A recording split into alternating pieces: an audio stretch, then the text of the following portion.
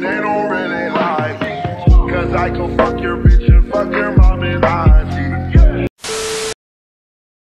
Oh my god, I hate when fucking YouTube do that shit. My nigga, who cares? Just fucking play. Hey guys, welcome back to another video. Today we're going to be talking.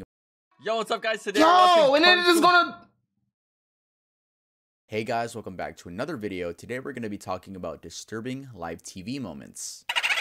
Before I start this video, I do want to say we are covering very sensitive and mature topics. I know a lot of my videos, it's mainly most of them, but this one, there is a lot of more mature topics. I don't know how else to say it, but yeah, just wanted to say that as a quick warning before the video starts. And like I said, we're going to be talking about disturbing live TV moments. Pretty self-explanatory. There's nothing really more to say. Anyway, I hope you guys enjoy the video. Christine Chubbuck. On July 16th, the Herald Tribune reported on what it termed as the quote, first time a has been telecast. The story in question was about Christine Chubbuck, a then 29-year-old American news reporter working for WXLT-TV, later known as WWSB, an affiliate of ABC News. She hosted a talk show about community affairs in Sarasota, Florida, titled Suncoast Digest. Her show ran for 30 minutes starting from 9 a.m. On July 15th, 1974, as she came into the studio, the news director, Gordon Galbraith, said she was in a, quote, better mood than any of the other times when she came in. However, contrary to her usual practice, she asked to read a short newscast, and even more strange, she asked her technical director, Linford Rickard, if he can record the segment, that being on live TV of course. Back in the 1970s, as confirmed by Rolling Stone, local TV programs in Sarasota, Florida would not be recorded for posterity. Rickard said he didn't think too much about the strange request. In her newscast, she read through 3 news items before introducing a clip from a shooting that had taken place at a local restaurant, Beef and Bottle. The clip, however, refused to play as planned,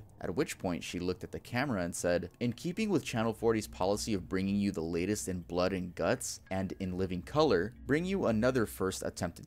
She pulled out a .38 caliber Smith & Wesson and shot herself in the head just behind the right ear. Immediately, she slumped forward and struck her head on the news desk and then fell to the floor. The director, Rickard, faded the screen to black and then played a full movie after a short PSA. A bit of mayhem ensued as some viewers tried to call in to check if the shooting was real, while some people called the police. It was estimated that a few hundred people were watching when the incident happened. Chubbuck died a few hours later in the hospital, where she had been rushed after the incident. A natural question, it was either a Nick Crowley video or Blame It on Georgie video. Why did she choose to end her life, especially in such a gruesome way? Well, in the words of Simmons, the station's director, quote, "The crux of the situation was that she was a 29-year-old girl who wanted to be married and who wasn't." End quote. It was a known fact that Chubbuck had a problem with maintaining intimate relationships, and this had led her to depression. Also, she had a habit of self-deprecation for being, quote, dateless. One incident showcasing this was when she baked a cake for a colleague, George Peter Ryan, for his birthday. She was trying to get his romantic attention, only to find out he was involved with a different colleague, sports reporter Andrea Kirby. Her coworker said Chubbuck was, quote, brusque and defensive whenever anyone tried to be friendly with her. An interesting fact about her death is that among the script she was reading as part of the newscast was a note with instructions on how her suicide should be reported. Simmons, the news director, said part of the script read, TV 40 news personality Christine Chubbuck shot herself in a live broadcast this morning on a Channel 40 talk program. She was rushed to Sarasota Memorial Hospital, where she remains in critical condition. Another fact which explains how she sneaked the gun into the building is that she was a great puppeteer. That morning, she carried a brown bag and 2 puppets and placed them under her desk. They were seen by the technical director, but since they were props, he thought nothing of it. Given that the broadcast occurred in 1974, it's conceivable, though extremely unlikely, that the could have been captured on video by a home viewer at the time. At the time, a number of rudimentary VCRs were commercially available, including the U-Matic, one of the earliest home recorders. Yet having one in a household in 1974 was extremely unlikely due to its high price. The video is regarded being extremely difficult to obtain unless some other proof comes about, which means someone else recorded it. Notably, many people claim to have seen the video from places other than the initial live broadcast, such as early websites, FBI training DVDs, and Mondo movies like Faces of Death. although given the circumstances, this seems implausible. The tape is still in Molly Nelson's possession, the widow of the former WXLT-TV owner, according to a June 8, 2016 report by Vulture. That shit never seen the light of day, and it shouldn't. Her husband maintained a copy of the tape, which was given to her upon his passing. She felt uneasy when she started receiving demands to see it after this was made public. She claims that she gave the tape to a sizable law firm for safekeeping and that she has no plans to ever let anyone view it. She also claims that she only kept the tape because she wanted to commemorate her late husband.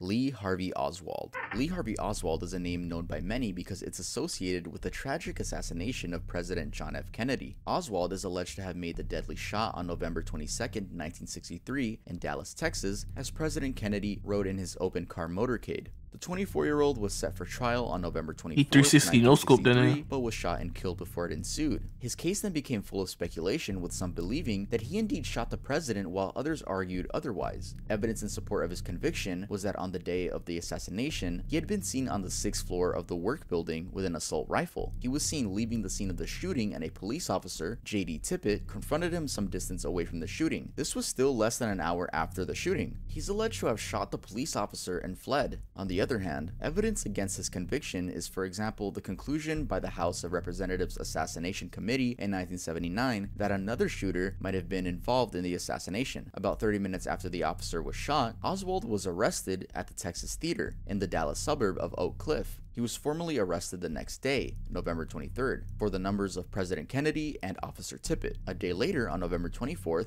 Oswald was taken to the Dallas Police Headquarters, held in the basement, while in transit to the more secure county jail. During his departure from the police headquarters, given his case had the attention of the whole nation, there was a crowd with live TV cameras and a lot of people recording. Suddenly, a man, Jack Ruby, emerged from the crowd and shot him. Ruby, originally named Jacob Rubenstein, fired from a .38 Colt Cobra revolver at a close range, and thus Oswald was fatally wounded. In the clip from the incident, Oswald is seen being escorted out of the police station while guarded by two individuals, and in a split second, Ruby jumps in front of them from the crowd and immediately fires the gun. A reporter, Tom Pettit from NBC, is heard saying, "He's been shot. He's been shot. Lee Oswald has been shot." The entire scene is disturbing to watch, and thus it's unimaginable that it actually aired on live TV. Notably, Ruby's actions led to more conspiracies regarding the assassination. For example, he's said to have a relationship with several Dallas police and often did favors for them in exchange for leniency and the way they scrutinized his strip joints and dance halls, so there was speculation that he might have killed Oswald to prevent him from revealing a larger conspiracy. None of these claims were verified, and the official report from the Warren Commission in 1964 concluded that neither Oswald nor Ruby were part of any larger conspiracy. Initially, Ruby was charged with malice of murder and sentenced to death. His defense was that Kennedy's murder had brought him grief to the point of insanity, and so he decided to kill Oswald. However, in 1966, his conviction was reversed by the Texas Court of Appeals on grounds that he could not have been tried fairly, and also cited wrongful admission of testimony. As he waited his new trial, he passed away due to lung cancer in January 1967 in a local Dallas hospital.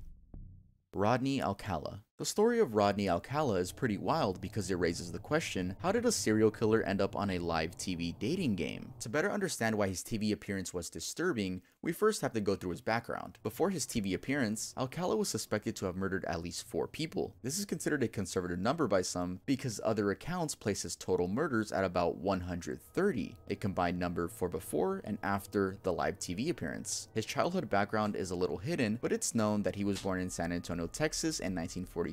He moved with his family to Mexico when he was 8 years old, and then 3 years later, he moved with his mother back to suburban Los Angeles. His father had abandoned them after just 3 years in Mexico. He then joined the army as a clerk at age 17, but was medically discharged. He had a nervous breakdown and was dismissed on mental health grounds. Also, he was brilliant, with an IQ of 135, and even managed to attend UCLA, and later New York University, studying film. In 1969, age 25, Alcala attempted his first kill. The victim was Tali Shapiro, an 8-year-old girl he lured into his apartment in Hollywood. The incident happened on September 25th in 1969 when Shapiro, then a second grader, was walking along Hollywood Sunset Boulevard and accepted a ride from Alcala, who lied about knowing her parents. A good Samaritan who saw the abduction followed Alcala to his apartment and then called the police. Officers came and tried to get Alcala to open up unsuccessfully, so they busted down the door and found Shapiro on the floor with severe injuries. Alcala had escaped via the back door. This was the first time Alcala showcased his killing signature: beating,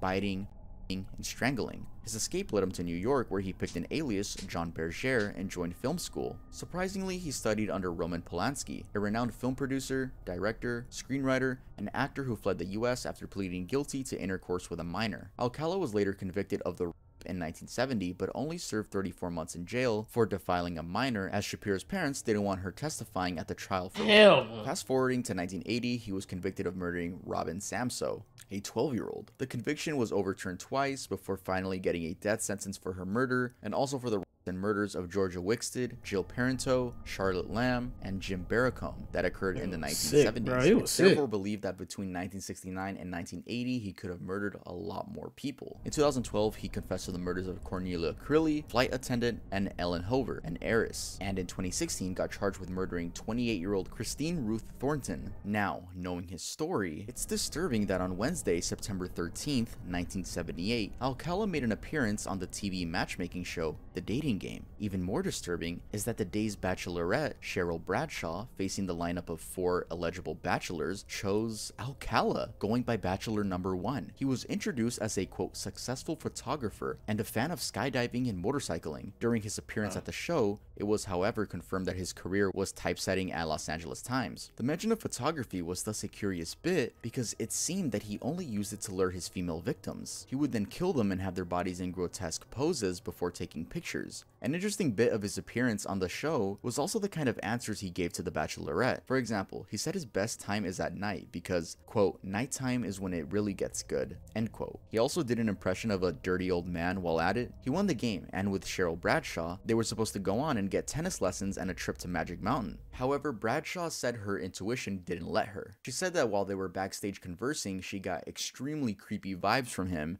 and she just decided to not go with him. And she never saw him again. But that decision probably saved her life. Definitely dodged a fucking bullet, bitch. WDBJ reporter and cameraman. On a regular morning of August 26, 2015, 24-year-old Allison Parker, a news reporter, and 27-year-old Adam Ward, a photojournalist, both working for CBS Roanoke affiliate WDBJ TV, were fatally shot while in the middle of a live television interview. Parker was interviewing Vicki Gardner, a director for a local chamber of commerce, at Smith Mountain Lake in Monetta. At around 6:46 a.m., the gunman, Vester Lee Flanagan II, approached the trio and shot about 15 times from a Glock 19, killing Parker and Ward instantly. Gardner was hospitalized, received surgery for her wounds, and as of 2020, she said she had to come a long way in both physical and mental recovery. Flanagan II was a former journalist at WDBJ and had been fired on February 1st, 2013. He had appeared on air at the station as Bruce Williams. In the incident video, he is shown with an outstretched arm holding the gun and firing repeatedly at Parker. Apparently, he had first hit Ward and Parker tried to run away. She was heard screaming and saying, "Oh my god," as she got shot and fell. As Ward fell, the camera momentarily captured the image of the gunman. The feed was switched quickly to the anchor at the station, who was bewildered and just said, "Okay, not sure what happened there." It was also bizarre that Flanagan had walked up to them and just stopped a few feet away, but didn't start shooting until Ward pointed the camera at Parker and Gardner. It was as if he wanted the interview to go live first. Even weirder is that he posted the whole ordeal on his social media. So why did Flanagan do this? What the fuck? It's evident that even WDBJ's president and general manager, Jeffrey Marks, knew Flanagan had the potential to do so, because in an interview, Marks said Flanagan's name instantly came to mind when he heard about the shooting. Flanagan had left the station, quote, in a cloud, and it was because he was asked to leave and actually escorted by the police out of the station after being fired. Marks said Flanagan was an unhappy man and was extremely difficult to work with. He'd been dismissed due to many incidents of anger, and he didn't take that well. On the alleged Flanagan Twitter account, the graphic video of the shooting was posted along with a series of tweets referencing Park and Ward. One tweet said, "Allison made racist comments," and another, "Adam went to HR on me after working with me one time." So it seemed there was a personal vendetta. The video posted on his social media has him uttering the word bitch before firing at Parker. Later on, at 8:23 in the morning, Flanagan II faxed ABC News a, quote, "Bro was really getting back on him just because he got fired," to confess. The authorities managed to track him down using his phone as he tried fleeing using a rented Chevrolet Sonic on the I-81. Really was getting that shit back in blood. A trooper tried to stop him after an automatic license plate reader identified the car, but Flanagan sped off. He ran off the side of the road and struck an embankment near Markham, Virginia. He was found in the car with gunshot wounds. They airlifted him to a hospital in Falls Church, but he succumbed to the injuries and was declared dead at 1:26 p.m.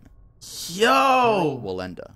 Performing death-defying acts is nothing new to TV, but there's always a chance that something could go wrong. This is exactly what happened to 73-year-old Karl Wallenda on March 22, 1978. While walking a wire and with live television broadcasts covering the act, the world watched in horror as he fell 100 feet to his death. He landed on a taxi and bounced onto the pavement. Wallenda wasn't new to walking on a tightrope and already had built a great reputation as a daredevil in doing similar stunts. The German-born performer was raised in a circus family and started learning stunts as a young child. By the time he was in his teens, in 1922, he started the Flying Wallendas, a group that did the traveling balancing act. The group consisted of Herman, his brother, Helen Kreis, his girlfriend, later his wife, and Joseph Geiger, a friend from school. All these individuals had circus training. They toured Europe a lot in their earlier years, garnering a reputation that had them even referred to as the Great Wallendas. They specialized in walking tightropes, high-wire bicycling, and the four-man pyramid act. They eventually moved to America under the wing of John Ringling, an American circus entrepreneur. Their debut in the US was at Madison Square Garden in New York City, where they got a standing ovation. They got so famous so quickly that Wallenda's reputation preceded him. One of their most memorable acts was a death-defying 7-person, 3-tier pyramid tightrope walk, with the highest person balancing on a chair. Their success was, however, not riddled with danger. Before Karl Wallenda's deadly fall, the crew had witnessed other deaths. For example, in 1962, at the Shrine Circus in Detroit, their 7-person pyramid collapsed after the front man wavered. 3 of the crew died: Wallenda's son-in-law, tightrope partner, and nephew. Wallenda's son got paralyzed from the waist down, while the niece had a serious head injury. Just a year later, Wallenda's sister-in-law fell to her death from a tightrope. Also, just a few years later, another son-in-law died from electrocution after grabbing a live wire while doing a stunt. It seems all these deaths were seen as less compared to the success he got. For example, setting the world high wire record by walking 1,800 feet across Kings Island. He also did a high wire walk across the Tallulah Gorge. On the day he fell to his death, he was in San Juan, Puerto Rico, for a performance to attract his audience to the Pan American Circus performance that he was to do with his 17-year-old granddaughter, Rita. The stunt was held at beachfront hotels, where a 750-foot-long cable was strung between Flamboyant Hotel and Condado Plaza Hotel. About halfway through the wire, he struggled against high winds and started teetering. This lasted for about 30 seconds before he fell. A local news crew, San Juan Star, was recording the performance for broadcast. Jane Baird, the reporter, said that around the midpoint, the wire was, quote, dancing underneath him. Members of his crew who were holding the guide wires yelled at him to sit, Poppy, sit, but as he tried to squat, he was blown off the wire. His death was attributed to multiple fractures and traumas. This, however, wasn't the end of his legacy, since his great-grandson, Nick Wallenda, kept performing insane stunts and even went back to the same location where Wallenda died just to do the same act and successfully complete it. Shit. Alright, that's gonna be the end of this video. God damn, nigga. If you guys are new to the channel, it would be awesome if you could subscribe, and I'll see you Tough guys stay with the next content, time. bro.